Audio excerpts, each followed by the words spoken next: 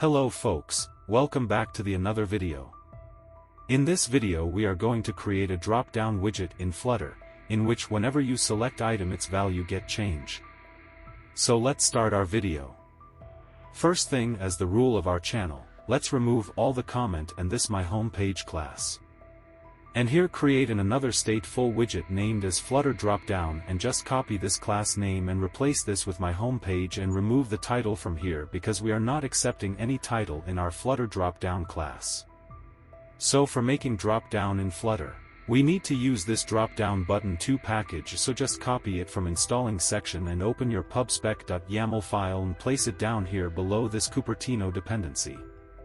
After copying the dependency, just tap on this pub get option, now it will get all the dependency. But we have something issue in that. So let me just replace the version so that it will work fine. So I have replaced the version and now when I tap onto the pub get, it get all the dependency successfully. So now come to the main.dart file, but before that if you want to follow the return tutorial, then I have provided this link in the description and pinned comment also. So you can check it out. It have all the source code which I'm going to use in this video and all the other details. So for creating a drop-down widget in Flutter it needs a list of items which it will going to show in the drop-down. So here I have pasted a list of elements. So yeah, we have this items list. Now come inside this method and remove this container and here create an scaffold and inside the scaffold, for the body parameter give it a center widget and inside center widget we will create a drop-down widget. So just type drop-down button and select option from this list and hit enter. A drop-down button will going to accept two parameters. One is item, which is our items list, and second is on change, so that it will know what to do when something is changed. So let for the items part, as you can see our items going to accept a list of drop-down menu item.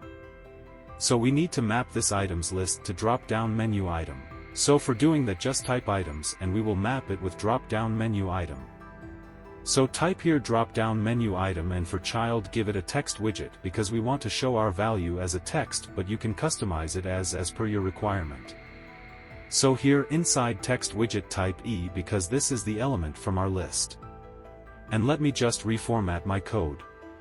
Yeah, it's done, and now it need one more parameter as value so that it will know what is the value of selected item, so I have given the value. And what else is going wrong with it? Okay, we need to convert it into a list, so type to list. Now further on for the change part, on change is a method. So in this method we will get a string value, the value is selected by the user. And this is the same value which we have assigned to drop-down menu item. So we need a variable to store our selected value. For doing that just create a variable for storing this value. So I have created this selected value string parameter and assigned it an empty string. Now inside this onChange method assign this value to our selected value parameter. I'm going to wrap it inside a set state, so that our drop-down widget knows that its value is changed. Now run the code. And we have a nonsense error. I know what's the error. We have this error because our selected value is an empty string, and in our items list, we don't have an empty string. So that is why it's showing error.